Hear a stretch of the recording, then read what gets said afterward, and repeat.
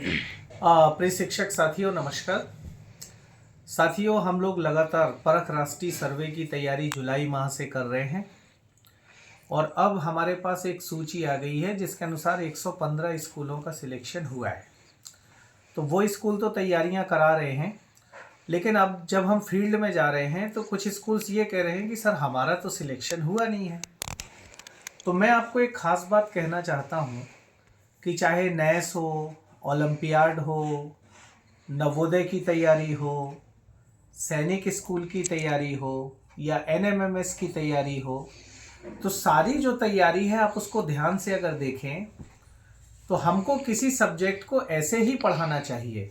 मतलब जैसे हमने एक चैप्टर पढ़ाया तो उसमें कितने तरह के प्रश्न बन रहे हैं, चाहे वो नॉलेज बेस्ड हों, चाहे वो अंडरस्टैंडिंग बेस्ड हों, चाहे वो एप्लीकेशन बेस्ड हों, स्किल बेस्ड हों, तो सभी तरह के प्रश्न हमको ना बना के बच्चों को क्या करानी चाहिए, तैयारी करानी चाहिए।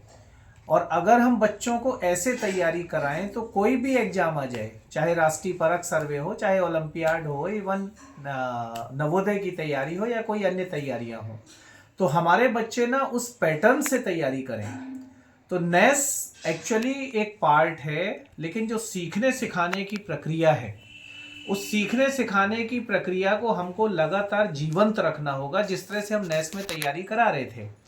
तो सभी स्कूलों को मैं ये कहना चाहता हूँ कि आप इस भ्रम में बिल्कुल ना रहें कि आपका सिलेक्शन नहीं हुआ है तो हम उस प्रक्रिया को छोड़ दें। उस प्रक्रिया से हमको तैयारी को लगातार बनाए रखना है।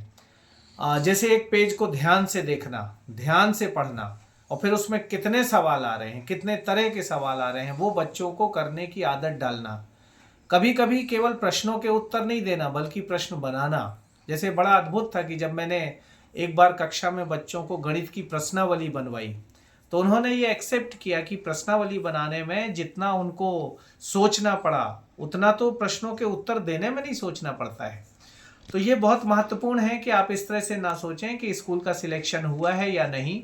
हमको सीखने सिखाने की उस प्रक्रिया पर लगातार काम करना होगा, और यदि हमने लगातार काम किया तो आप देखिएगा कि साल 2 साल 3 साल में इतने ज़बरदस्त चेंज आएंगे गुणवत्ता के क्षेत्र में।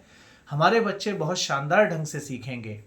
तो इस तरह से मैं आपसे ये अपेक्षा रखता हूँ कि हम सिलेक्शन पर ना जाएं कि सिलेक्शन हुआ है या नहीं, लेकिन हम उस सीखने सिखाने की प्रक्रिया को उसी तरह बनाए रखें जिस तरह से हमने शुरू से इसको किया है।